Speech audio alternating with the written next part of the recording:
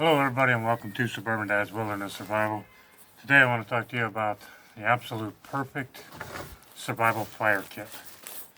Mine's right here, fits nicely in my bag, takes up very little space, next to no weight. So let's dig into it, see what's all here. If you stick with me till the end, I'll give you a few tips on how to keep your lighters in your bags so that they're always going to be useful for you, no matter what. So the first thing any survival kit, any fire kit needs, the most important three things. I don't care if you're a beginner, if you've been doing this for 20 years, you need three primary things. You need an ignition source. In this case, Bic lighter. If you're not flicking the Bic, you're already behind the curve. A little redundancy, a ferro rod. A nice bigger ferro rod. You can see I've used this one quite a few times. They tend to come with these silly strikers that are mostly useless. Keep it around just in case. Prefer that 90-degree spine on my knife. So we got our ignition source. Then we need a piece of tinder. Some tinder that is ready to accept a spark. I personally prefer dryer lint. It's cheap. We've all got it in our homes. If you don't happen to have a dryer at home, go down to your local laundromat, get some out of the dryers. It's cheap. So cheap, it's free. It's a great tinder, readily ignites, easily accepts a spark or an ember, and will give you flame. The third thing you need is a flame extender. Got a nice good piece of flat wood there. So you get my smaller one. And these little fire starters that I make. If you're interested in how to make these, check that link above. And I'll show you how to make these. Now, these three things, you can get a fire no matter what the conditions. I don't care if it's 20 degrees like it is here today, it's 25 below like it was yesterday, or pouring down rain, or absolute ideal conditions. These three things, you're always going to get a fire. Now my choice of flame extenders here, both come with tinder. I'm going to fray this out, I'll show you that in a bit. And that's really good tinder. Fat wood, we scrape a little bit off of that, those shavings become good tinder. To start with, let's go with this nice piece of dryer lint here and our ferro rod. Obviously normally I'm going to use my lighter, but for the purpose of this video, hold your knife steady and drag the ferro rod when you use a ferro rod. That way you're not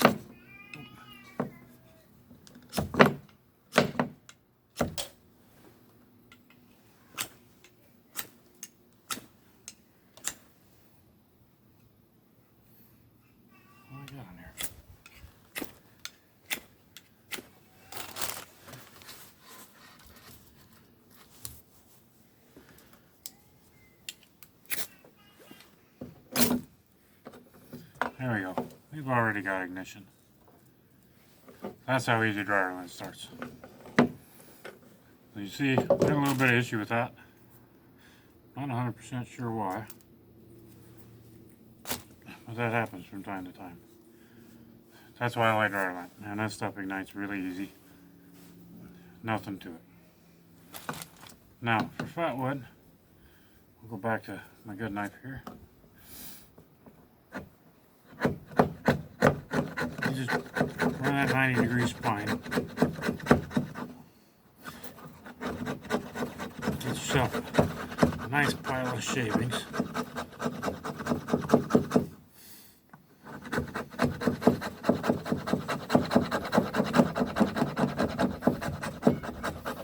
Man, I love the smell of this stuff.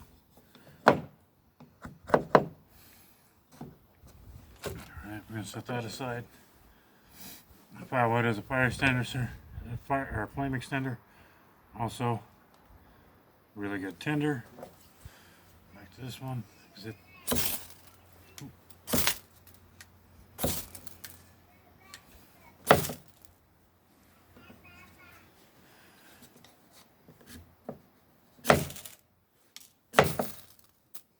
and get the spark to land on it.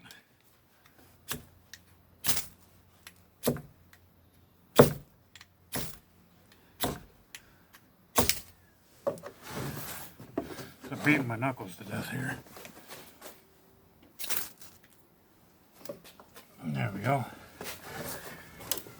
Part of the reason I'm having some troubles here is simply the angle I'm working at. As you can see, really nice fire tender. It will take a spark. And it burns fairly nice.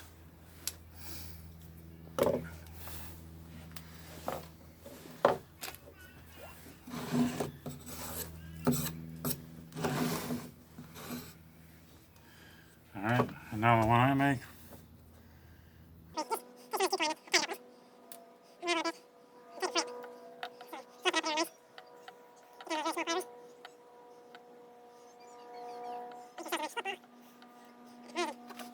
Times. Go ahead and stand up, get the angle I would normally use.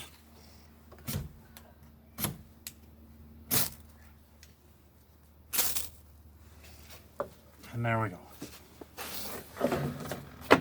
Like that, we got flame. The more you do, the longer that flame's going to last. And that's a good way to go about it. If we take our fat wood here, I'm just going to split it down a little bit here. Get a nice little piece like this.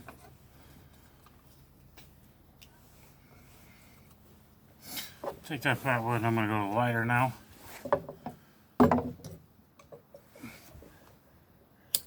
We can light that. As you can see, it lights fairly easy. Those resins. And now I've got something to help extend that flame life and get less than ideal kindling going. Also works as a nice kindling. You can see that's a nice bigger chunk. So there's a flame extender. I'm not using my lighter still. And fire tender. Really nice to have. Not quite as easy as lint as far as tender goes. Again, not quite as easy as tender. Pretty close. Slightly easier than the fat wood shavings. And this is a fire extender. We light it.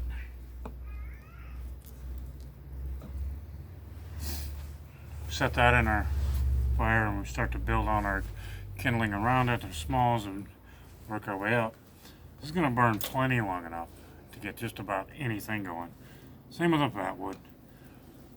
You can get those marginal fuels that are damp. It's been raining out a lot. These are going to burn long enough to dry it out and get those going. This puts up a little less smoke than the fat wood does. I don't know if you noticed that.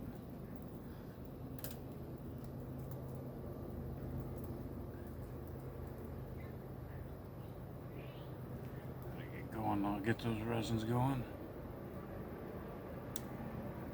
They're both really good fire starters.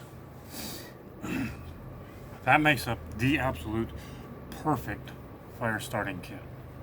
So what you want to, again, the three things you need are an ignition source, a tinder that is ready to accept a spark or an ember, and then a flame extender so you're not constantly using your lighter and burning up the fuel you do have in order to make those marginal fuels get really going. Alright, now for those of you that stuck with me so far, I'm going to show you a little trick. I'm going to give you 2 tips on lighters. These big lighters are absolutely amazing. They are my go-to. They're better than a Zippo. No matter how good a Zippo you have, over time they are going to leak the fuel out. These, I know a few of you right now are probably saying, oh yeah, that button gets pushed down in the pack. You're right, it does. If I throw it in like that, that button's going to get pushed 6 months, a year from now, whatever, when I go need my fire kit. I'm not going to have any fuel. What do I do to fix that? Give me about 12 inches or 30 centimeters of bank line. One end, I tie a slip knot, and I just put an additional stop knot, and I leave myself a nice little tail off that stop knot. The reason for that tail I'm going to show you in just a second. We take our slip knot. Oop. Put that line right there underneath that trigger, and we just cinch it down tight. Now that button cannot be depressed. No matter what, this thing's going to have fuel in it when I come to need it. Now, a little extra bit, give it a little wiggle, loosens right up, comes off. You don't pull on that, that's there, it's good to go. The other end, if you put a loop, I like a bowline, but you can use any knot you want. Make a loop, just big enough for that lighter to fit through.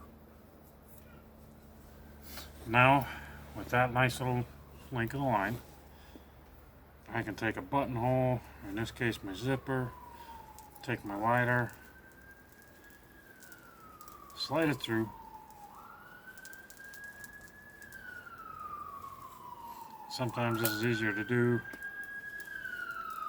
We're going to do it this way.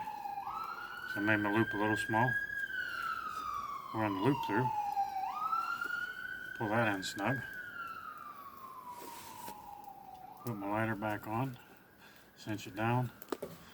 Now I've got my lighter, I'm not going to drop it, it's always easy for me to access. I can stuff it here in my pocket, zip my pocket up, keep it warm out of the elements. As you can see, our fire starter's still going. You can imagine the value of that when it's wet and rainy and crappy out. You really need that fire. That's why I like these, even more so than Fatwood. Fatwood's a great tinder, great fire extender, and I do love it. If you click the link above, you'll be able to find the videos on how to find Fatwood and how to process it down so you got nice little portable sticks of Fatwood.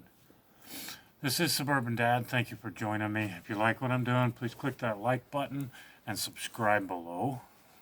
Thank you again. Get out, have fun, enjoy yourself, be prepared for the worst, and practice.